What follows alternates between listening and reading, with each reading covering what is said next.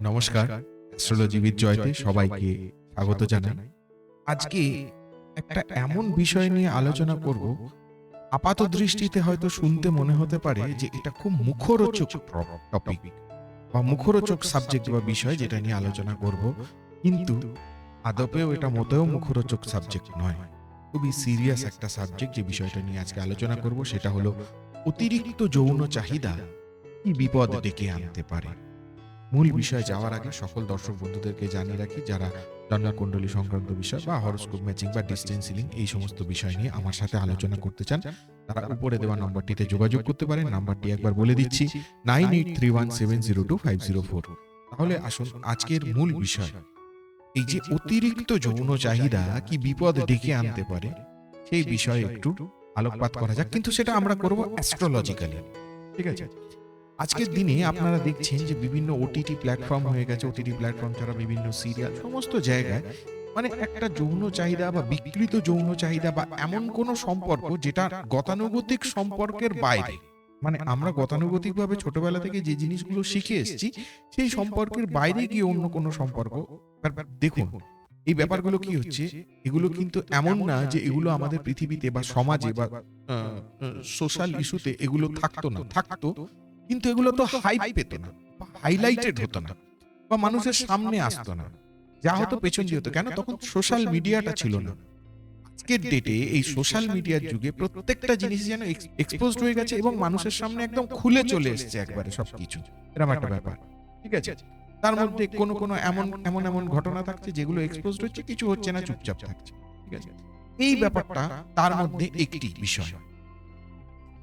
আপনারা লক্ষ্য করবেন, একটা সাধারণ ছবি, সুন্দর ছবি, সেই ছবি যত না ভিউ পায়, সেই ছবিতে একটু যৌন উত্তেজনার কোনো ছোঁয়া দিয়ে দিন, তার ভিউজ দেখবেন, তার লাইক দেখবেন, তার কমেন্ট পোস্টিং দেখবেন, সাংঘাতিক রকম।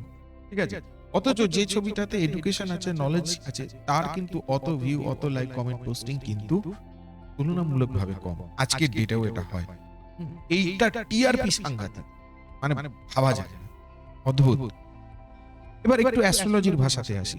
সেটা হচ্ছে যে এই যৌন চাহিদা, এই ব্যাপারগুলো যে আমাদের থাকে, এই ব্যাপারগুলো নারী পুরুষ নির্বিশেষে বলছি, এটা কোন দুটো, মানে বেসিক্যালি কোন দুটো গ্রহের উপর বিশেষ নির্ভর করে। বিশেষ করে মঙ্গল এবং শুক্র। সবাই শুধু ভাবছেন হয়তো শুক্রের কথা বলবো, শুধু শুক্র নয়, মঙ্গল এবং শুক্র এই দুটো গ্রহের উপর কিন্তু খুব নির্ভর করে এই যৌন চাহিদাটা। আর যখনই এর সাথে টার্মটা যুক্ত হয় বিকৃত, তার মানে জানবেন সেখানে রাহুর কোনো গন্ডগোল আছে বা কোনো প্রকোপ আছে। তখনই চলে গেল ওটা বিকৃত। রাহু কেতু যুক্ত হলো মানে ওটা বিকৃত হয়ে গেল।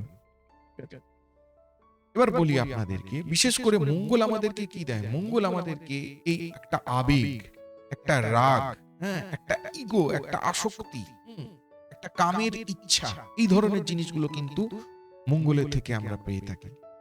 যে আমরা যে কোনো নারী পুরুষ নির্বিশেষে বলছি, নারী সঙ্গ করুন, পুরুষ সঙ্গ করুন, যাই করুন, তার যে মানসিক যে ইচ্ছেটা, এই জায়গাটা কিন্তু অনেকটাই মঙ্গল কিন্তু কন্ট্রোল করে। ঠিক আছে? শুক্র কি এনে দেয়?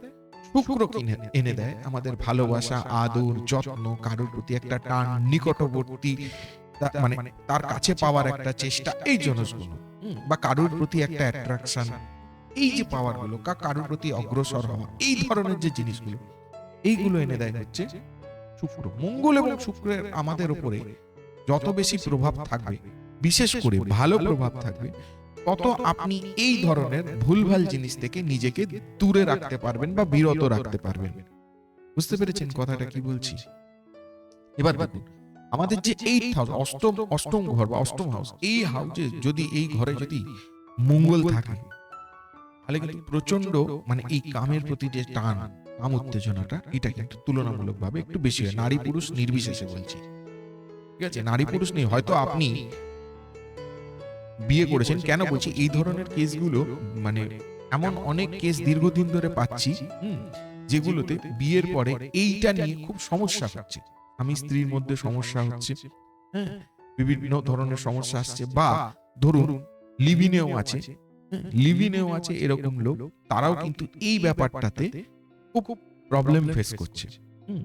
মানে হয়তো একজন পার্টনার, নারী পুরুষ নির্বিশেষে বলছি, একজন পার্টনারের হয়তো চাহিদাটা তুলনামূলকভাবে অনেক বেশি, আরেকজন পার্টনারের ঠিক আছে একবার হলেই হলো। এই যে জায়গাটা না, এই জায়গাটা আরেকজন পার্টনার হয়তো কোনোভাবে অ্যাকসেপ্ট করতে পারছে না, বুঝতে পেরেছেন? হ্যাঁ, তার চাহিদাটা হয়তো অনেক বেশি, আরেকজনের চাহিদা কম। এই যে ডিসপ্যারিটিটা, প্রথম কথা একটা মেন্টাল বন্ডিং এ একটা মানে ব্লক হচ্ছে, ব্লকেজ আসছে, হ্যাঁ, নিজেদের মধ্যে একটা আন্ডারস্ট্যান্ডিং এ ব্লকেজ আসছে, হ্যাঁ, এবং একটা কোথাও না কোথাও গিয়ে একটা মানসিক টানাপোড়েনের মধ্যে পড়ে। এবং সবথেকে বড় কথা হলো যাদের চাহিদা তুঙ্গে অথচ পার্টনার নেই, নারী পুরুষ নির্বিশেষে বলছি, চাহিদা তুঙ্গে পার্টনার নেই। দেখুন, এই পার্টনার নেই, এই ব্যাপারটা অনেক রকম ভাবে এক্সপ্লেন করা যায়, ঠিক আছে? বহু লোক আছে যাদের হাজবেন্ড বাইরে থাকে, বহু লোক আছে, ওয়াইফ এক জায়গায় হয়তো চাকরি বাকরি করে বা ব্যবসা করে, যাই করে করে, হাজবেন্ড অন্য জায়গায় চাকরি বাকরি করে বা ব্যবসা করে, হয়তো মাসে একবার দুবার করে। তাই বলে কি তারা মানে যখনই হাজবেন্ড থাকছে না তখনই কি অন্য কাউকে অ্যালাউ করে দিচ্ছে? নিশ্চয়ই না। এটা অত্যন্ত অসম্মানজনক একটা কাজ, তাই না? কিন্তু বহু ক্ষেত্রে দেখা যাচ্ছে এরকম বহু মানে পরিবার আছে যাদের কিন্তু মানে হয়তো হাজবেন্ড 6 মাস 8 মাস, ধরুন কথার কথা বলছি, ধরুন যারা শিপে মানে ধরুন মানে যারা জাহাজে যাচ্ছে, জাহাজে কাজ করে আর কি, যাদের হাজবেন্ড, তাদের ক্ষেত্রে বলুন তো কি অবস্থাটা? আমি দিনের পর দিন থাকেন, তাই বলি কি তারা অন্য লোকের কাজ। এবং আমি দেখছি আমাদের পরিবারের আমাদের যে সমাজ, আমাদের সমাজের যে মানসিকতাটা কত নিচু, মানে যখনই এই ধরনের কোন মহিলাকে ট্রেস হচ্ছে তখন সঙ্গে সঙ্গে একটা একটু তার প্রতি ওই ছুকছুকুনি বলে না, সেই ব্যাপারটা খুবই মানে নিম্ন রুচির পরিচয় এটা। এবং এই নিম্ন রুচির পরিচয়গুলো বাড়ছে কখন?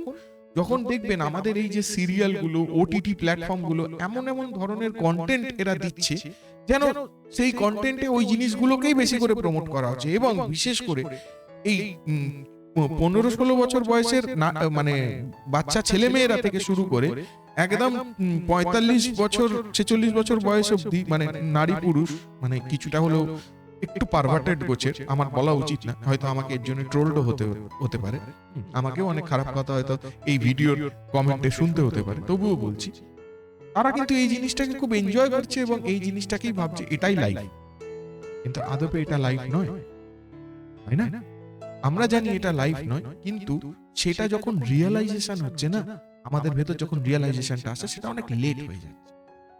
আজকে এই প্রসঙ্গটা নিয়ে কেন বলছি, তার কারণ আমি মনে করি, এটা আমার ব্যক্তিগত মতামত, যখন আপনারা বিবাহ বন্ধনীতে আবদ্ধ হচ্ছেন, বিফোর দ্যাট আমার মনে হয় এই জিনিসটা চেক করার, আমি বিবাহিত কাপলদেরকে নিয়েই বলবো, কারণ এর বাইরে কে কি করছে না করছে সে তো স্বাধীন, সে যা খুশি করতে পারে, সেখানে বলার হয়তো অতটা জায়গা থাকে না। আমি বিবাহিত বা লিভিনে আছেন এরকম কাপলদেরকে নিয়েই বলবো, বিশেষ করে এই জায়গাটা একটু নজর রাখুন। যেমন ধরুন চন্দ্র যদি দুর্বল হয় বা নিচস্থ হয়, তাহলে সেক্ষেত্রেও কিন্তু এই যৌন চাহিদাটা সাংঘাতিক রকম হয়।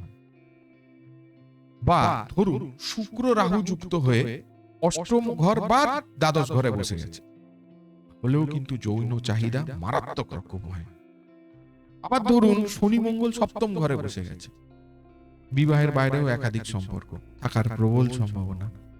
কিছুই না, ওই ওয়ান নাইট স্ট্যান্ড বা ধরুন একটা এক্সিস্টিং ওই পার্টনার হয়তো ওই টুকটা কেউ হয়তো হাজবেন্ডের থেকে পাচ্ছে না, কেউ ওয়াইফের থেকে পাচ্ছে না।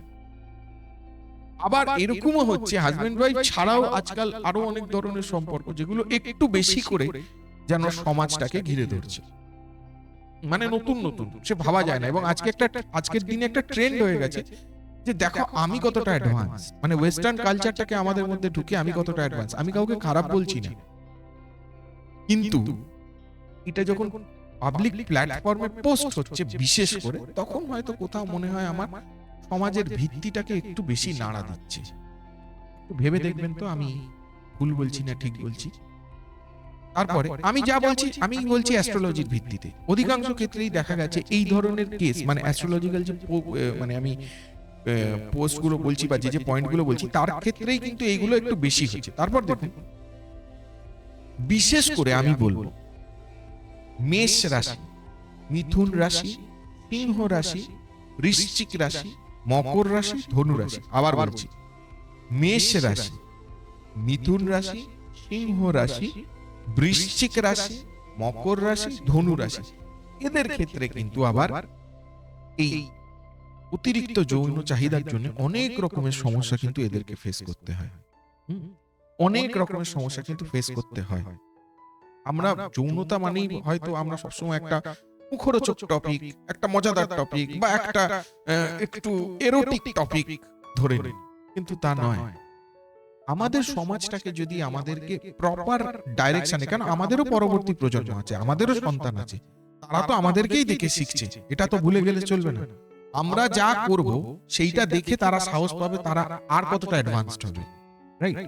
কিন্তু আমরা যদি এই জায়গাগুলোকে একটু নিজেদের কন্ট্রোলে রাখতে পারি, কোথাও গিয়ে আমাদের পরবর্তী যে প্রজন্মটা আসতে চলেছে, আমার মনে হয় তারা একটা বেটার সমাজ পাবে, অনেক ভালো, বা তাদের যে সাইকোলজিক্যাল যে আপগ্রেডেশনটা হবে সেটা অনেক বেটার হবে, এটা আমার মনে হয়। যার জন্য আমি বিশেষ করে বললাম বিবাহের পূর্বে এই জায়গাগুলো একটু দেখে নেবেন, তাহলে নিজেদের মধ্যে বন্ডিং এর যে জায়গাটা, মানে আপনি আপনার পার্টনার, নারী পুরুষ নির্বিশেষে বলছি, আমি কাউকে ইন্ডিভিজুয়ালি কিন্তু টার্গেট করে বলছি না। নারীতে আপনি আপনার পার্টনারের এই চাহিদাটা মেটাতে পারবেন কি পারবেন না, এই জায়গাগুলো আমার মনে হয় বিশেষ করে যেখানে দেখে শুনে বিয়ে হয়, দেখে শুনে বিয়ে, সেখানে কিন্তু এই আলোচনাটা হওয়ার একটা দরকার আছে। মানে আপনারা হয়তো অবাক হয়ে যাবে, আজকালকার দিতে বিভিন্ন ধরনের শিক্ষামূলক অ্যাডভার্টাইজ হয় বা শিক্ষামূলক বিভিন্ন সিনেমা হয়, মুভি হয়, সে মানে একজন, মানে অনেকে বলে সে দোকানে গিয়ে মানে ওই প্রোটেকশনটা কিনবো কিনা, সেটা হয়তো বলতে লজ্জা পাচ্ছে। আছে তো, আজও তো আমাদের সমাজে এগুলো এক্সিস্টিং নয় আপনি তো বলতে পারেন না। ঠিক এটাও ধরে নিন, এই ভিডিওটা, ওই যে ভিডিওটা আমি আজকে করছি, এই ভিডিওটাও কিন্তু একটা এক ধরনের মানে শিক্ষণীয় ব্যাপার, যে এইটা কিন্তু আমাদের দুজনের কি বন্ডিং এর মূল। যদি এটা বন্ডিং এর মূল না হয় তাহলে এত ইম্পর্টেন্স দেওয়ার দরকার নেই, কিন্তু যদি এটা বন্ডিং এর মূল হয় তাহলে এটা আমাদের দুজনকেই একে অপরকে একটু হলেও অন্তত আলোচনা করার দরকার আছে, অন্তত বিশেষ ওই ক্ষেত্রে যখন আমাদের দেখে শুনে বিয়ে হচ্ছে, সেটা অ্যাস্ট্রোলজিক্যালি হোক বা মৌখিক ভাবেই হোক, ভার্বালি হোক, আমার মনে হয় এটার প্রয়োজন আছে আজকের দিনে সমাজে। না হলে বহু সংসার কিন্তু এই কারণে ভেঙে যাচ্ছে। বহু সংসার, হ্যাঁ, হয়তো সামনে আসছে না ব্যাপারটা, কিন্তু বহু সংসারে কিন্তু একটা ফাটল ধরে যাচ্ছে এই কারণে। তাই জন্য একটা অত্যন্ত মানে আপাত দৃষ্টিতে দেখতে গেলে হয়তো খুব মুখরোচক বিষয়, কিন্তু আদৌ না, খুব বেদনাদায়ক একটা বিষয় আজকে আমি আপনাদের সামনে রাখলাম। এবং আপনাদের সকলকে বলি, যারা হরোস্কোপ ম্যাচিং বা ধরুন ডিস্টেন্স সিলিং বা গ্রহরত্ন এইসব নিয়ে আমার সাথে আলোচনা করতে চান, তারা উপরে দেওয়া নাম্বার 9831702504 আমার সাথে যোগাযোগ করতে পারেন, বা এই বিষয়টা নিয়ে আপনাদের যা ভালো মন্দ যা কমেন্ট থাকে, আপনাদের যদি মনে হয় যে আপনারা আমাকে ট্রোল করবেন, নির্দ্বিধায় ট্রোল করতে পারেন, একটি কমেন্টও ডিলিট করব না, কথা দিচ্ছি, কমেন্টগুলো থাকবে পোস্টিং এ, ঠিক আছে? এবং উপযুক্ত উত্তর দেব কমেন্টের। আপনাদের কমেন্টের মানে কমেন্টটা ভ্যালিড হতে হবে, ঠিক আছে? এটা বলে দিলাম আপনাদেরকে। তাহলে এই ভিডিওটি যদি ভালো লেগে থাকে তাহলে অবশ্যই ভিডিওটিতে একটি লাইক দেবেন, চ্যানেলটিকে সাবস্ক্রাইব করে রাখবেন, এবং আপনার গুরুত্বপূর্ণ কমেন্ট অবশ্যই আমার কমেন্ট বক্সে পোস্ট করবেন। তাহলে সঙ্গে থাকুন, দেখতে থাকুন অ্যাস্ট্রোলজি উইথ জয়। আজকে এই পর্যন্তই, ধন্যবাদ।